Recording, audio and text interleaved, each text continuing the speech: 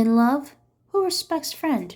The Two Gentlemen of Verona, 1589 to 1591. Dramatis Personae. Proteus, a young Veronese gentleman. Valentine, also a gentleman of Verona, friend to Proteus. Julia, Proteus's first love, later disguised as the page Sebastian. Lucetta, Julia's maid, who makes the breeches and codpiece for Julia's disguise as a boy. Sylvia, daughter of the Duke of Milan and Valentine's beloved. Speed, Valentine's servant who is far cleverer than his dim-witted master. Lance, Proteus's servant and a clownish fellow. Crab, Lance's dog to which Lance addresses impassioned monologues. Duke of Milan, Sylvia's father. Thurio, the Duke's preferred suitor for his daughter, he is not taken seriously by his rivals. Antonio, Proteus's father, who insists that Proteus should follow Valentine to Milan. Panthino, Antonio's servant. A glamour, a knight who has taken a vow of chastity after the death of his love. Outlaws living in the forest outside Milan. Housekeeper of the inn where Julia lodges. Valentine prepares to leave for the Duke of Milan's court to complete his education as a gentleman. Proteus refuses to go with him because of his love for Julia. Valentine deplores the effects of love upon his friend. Julia discusses her suitors with her maid Lucetta. Lucetta singles out Proteus for admiration, but Julia observes that he has made no suit to her.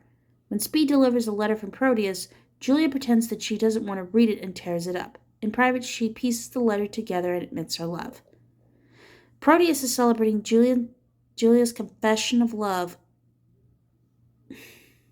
What the fuck?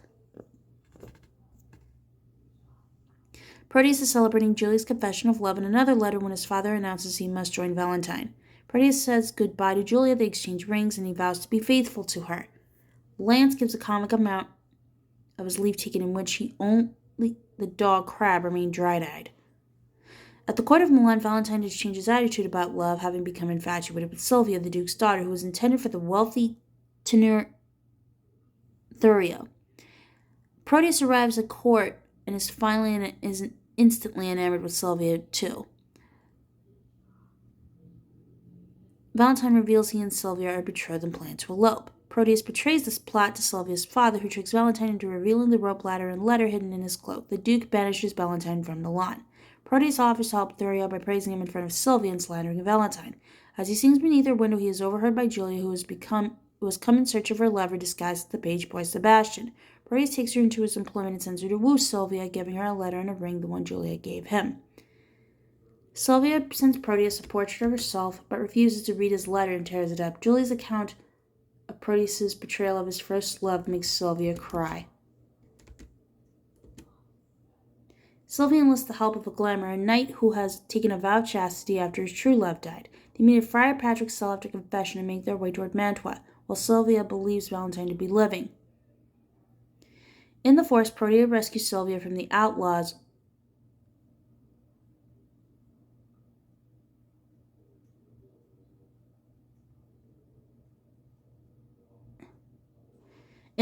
Proteus rescues Sylvia from the outlaws who have captured her. Sylvia still refuses Proteus's love, and he is about to rape her, but Valentine intervenes. Proteus is immediately contrite. Valentine pities him and renounces all his affection for Sylvia. Julia returns to Proteus the ring she had forgotten to deliver. Proteus recognizes it as one he gave Julia and becomes suspicious. Julia reveals who he is, and Proteus remembers his love for her. Thurio relinquishes his claim to Sylvia, and the Duke agrees that Valentine shall marry her. The outlaws are repealed from exile, and the couples prepare for a double wedding. In context: friendship, love, lust, ambition, change, betrayal, sacrifice. Setting: Verona, the court of Milan, a forest near Mantua. Sources: 1531, the Proteus-Valentine plot echoes the story of Titus and Giuseppus from Boccaccio's Decameron. Shakespeare may have read this in Sir Thomas Elyot's The Governor, 1531. 1542, Jorge de Montemayor's prose romance Diana, 1542, translated into English 56 years later, may have provided the plot for Julia in male disguise sent to woo her lover's new mistress. This could also come from the lost play Felix and Feliz Mina, 1585. Legacy, 1931. Yi Zhan Mei, directed by Bu Wan Kang, a black and white silent film, sets the play in 20th century China. 1971, The Two Gentlemen of Verona, a musical adaptation, libretto by John Guare and Mel Shapiro, is originally performed at Joe Papp's Public Theater but transfers to Broadway where it wins a Tony Award for Best Musical. 2014, the Royal Shakespeare Comedy stages its first production of the play in its main house. The performance is filmed and played live in cinemas across the country. For a romantic comedy, The Two Gentlemen of Verona is surprisingly negative about the experience of love. Passion is seen to inhibit the development of young men who should be fighting a war, studying at university, or traveling abroad. Not only does it stall their intellectual development, it is imagined as being physically destructive. As the most forward bud is eaten by the canker-irrit blow, even so by love the young and tender wit is turned to folly, blasting in the bud. Act 1, Scene 1, lines 45 through 48. Valentine may well be reliant on writers for this opinion, having never experienced love himself, but when he does fall for Sylvia, his behavior only reinforces his point. His wit is so enfeebled that he does not realize that Sylvia is declaring her affections for him when she asks him to write love poetry on her behalf. To leave my Julia shall I be forsworn, to love fair Sylvia shall I be forsworn, to wrong my friend shall I be much forsworn. Proteus, Act 2, Scene 6. Throughout the play, the characters describe themselves as being metamorphosed by love. Julia puts on male attire and makes a dangerous journey to follow her beloved Proteus. Valentine changes his clothing and behavior for those of the stereotypical lover. Although Speed's account of this is largely comic, his acknowledgement that when I look on you I can hardly think you my master, Act 2, Scene 1, verse 29 to 30, reflects the deeper anxieties that surrounded male erotic desire in Shakespeare's time, where to love was to be rendered effeminate. But Proteus' transformation is the most serious. In classical mythology, Proteus was a sea god who could change his shape at will. However, Shakespeare's character has little control over his shape-shifting, which causes him to betray his vows to Julia and destroy his friendship with Valentine. Friendship versus love. Shakespeare's times placed great value on male-male friendship, imagining a pure and ennobling love without the turbulence of lust. It was thought to enable friends to protect themselves through the mirror they provided to one another. True friends should be two in body but one in mind, as it were one transformed into another, said Edward Edwards in his 1564 play Damon and Pythias. Given that friends were meant to share the same judgment, taste, and appetite, and to hold all things in common, it is no surprise that Proteus should desire Valentine's beloved.